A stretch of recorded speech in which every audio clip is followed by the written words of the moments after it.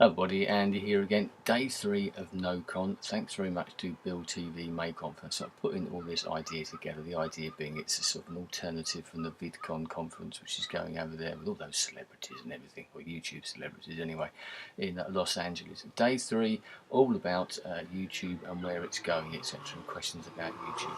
I only did a comment yesterday, because that's the way it goes sometimes. Didn't have quite so much to say today. But the first question is, what's next for YouTube? I'm actually going to leave that until the end and go through the other questions first. So the next one was, if you could change anything about YouTube, what would it be? A couple of things: videos and comments, really.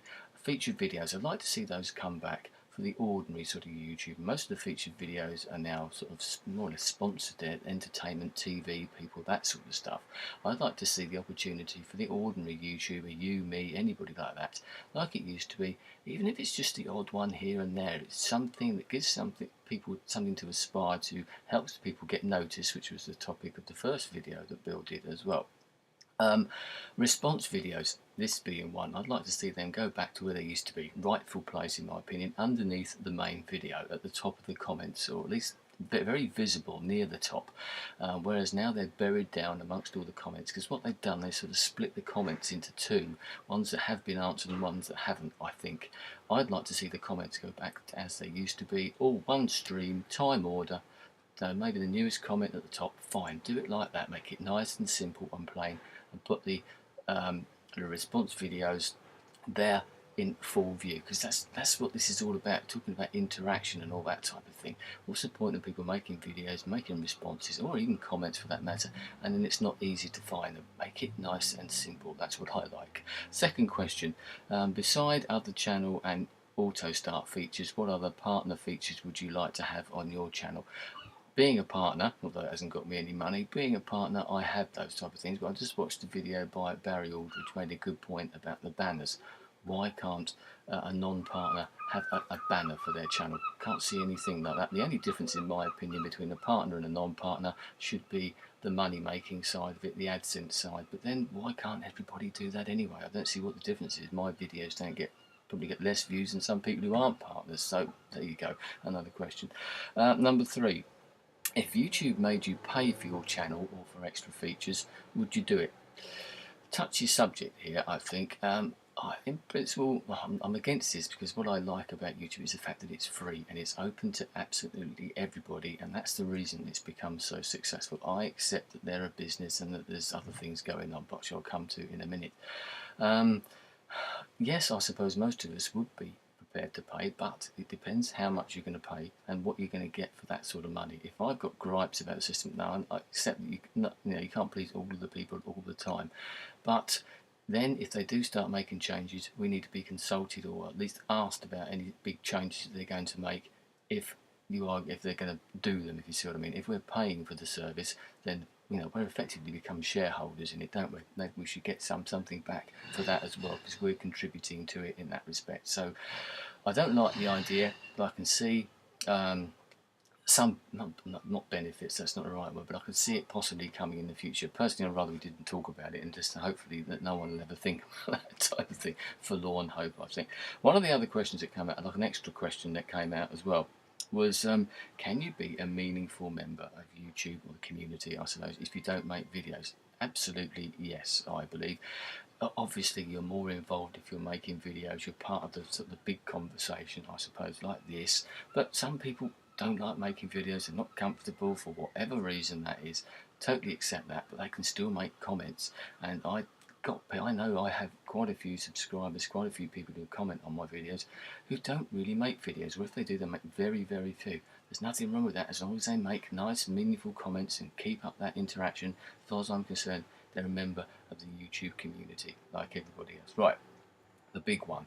What's next for YouTube? Well, once again, as Barry said in his video, they're an enterprise now. They're a company that YouTube were bought out by Google those 2 or 3 years ago, or whatever it was. And what Chad and Steve started off by posting these little videos about visits to the zoo. I don't expect they thought this was going to turn into what it has.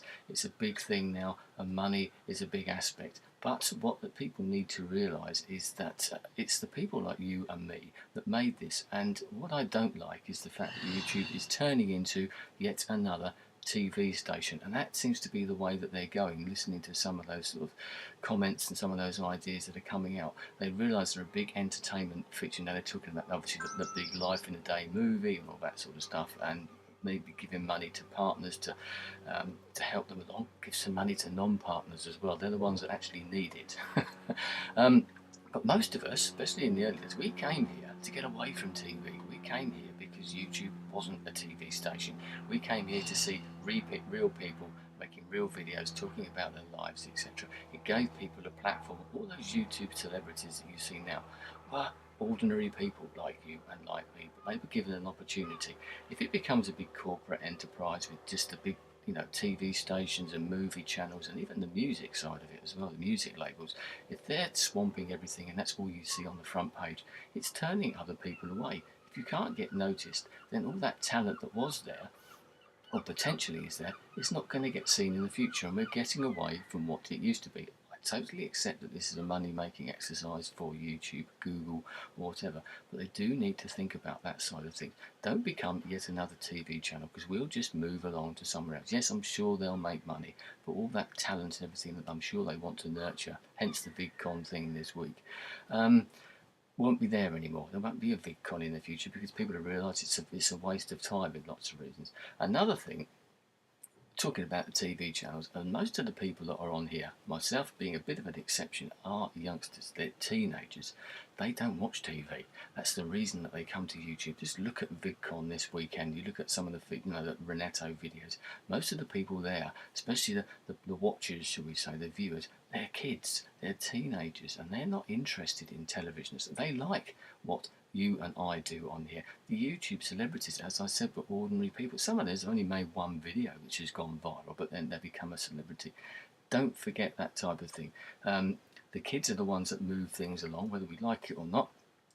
Us older people get dragged along into this, but it's the children who are the teenagers, etc., are the ones that are the future of this channel, of this site, and YouTube need to remember that. Don't get lost in going down that sort of corporate TV route, because you ultimately end up getting rid of the people that you actually want, because all those people that come in and watch the main featured videos, the TV ones, they're not the people that are really involved in the channel. They're not the ones that would actually end up paying for it either, if that did ever come in. The people who pay for it, the people who use it properly, who make videos, who interact, who love to watch the videos, maybe love the big YouTube celebrities, the Michael Buckleys and all those sort of type of people as well, they probably wouldn't pay for it. Kids these days are very wary about paying for anything. Just look at the way that all the music has gone, the MP3 revolution, Napster and that. People don't like to pay for anything these days. It's only the older people who will. Those older people will get older and older and fall off the edge, and the younger people aren't interested. Something to think about. So what's next for YouTube?